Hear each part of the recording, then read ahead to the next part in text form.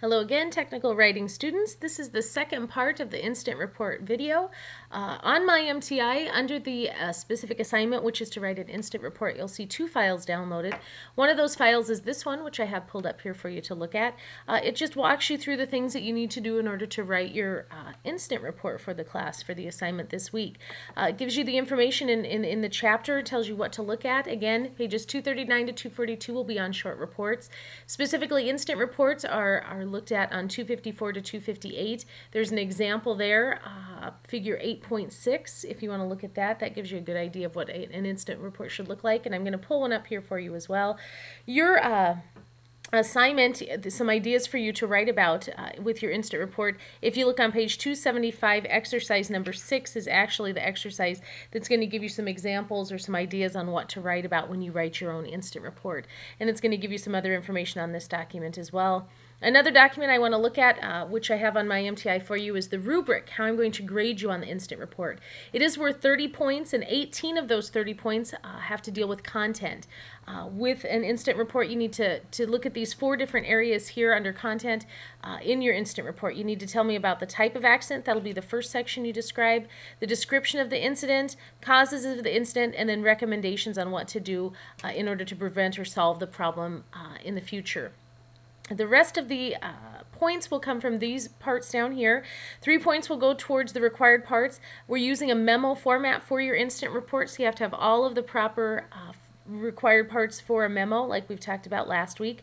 3 points will come from grammar, mechanics, and spelling. 3 points will be assessed for the formatting of a memo, and then 3 points will go for the idea of how you're writing your memo, what you're putting in it, and the tone as well.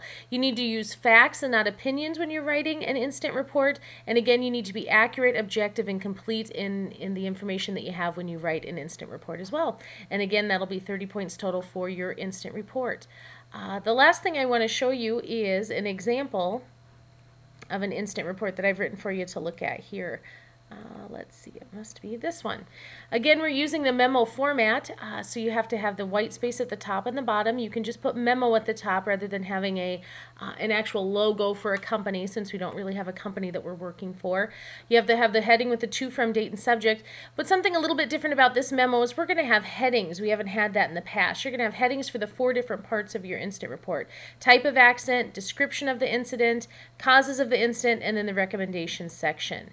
The type of incident here, it says a student was injured in my technical writing class when he tripped. The injury was minor, but the student did have a bump on his head from where he hit it on the computer table. The description of the incident, that's the biggest section probably that you'll have in this incident report. It gives all the particulars. It says what date it happened, what time it happened, the specific people involved and what their job title is, and then specifically what happened in the incident. It says, during my afternoon technical writing class on February 1st at around 1:05 p.m., one of my students in the class, John Doe, stood up and began to walk to the printer to pick up the instant report he had been working on when he tripped. I had noticed John's shoelaces were untied earlier in the class period, and I mentioned to him that he should tie them to avoid an accident. John, however, decided that he liked his shoes untied because he thought they were more stylish that way, so he refused to tie them. John tripped, fell, and hit his head on the computer table. He hit his forehead, and a large bump appeared within minutes of the incident.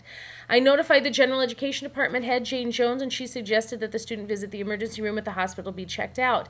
At 1:15, Jack Doe, John's brother, and another student in my class drove John to the hospital where his injury was checked out. John was released soon after with only an ice pack. So that's the description. Causes of the incident, and here I decide that the reason that he tripped was because of his untied shoelaces.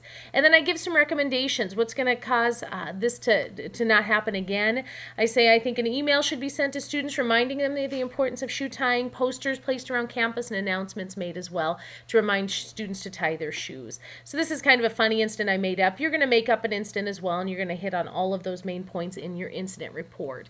Again, this is the formatting that you'll use for it, and the book shows you again these specific headings and the specific types of information you need in each of these sections.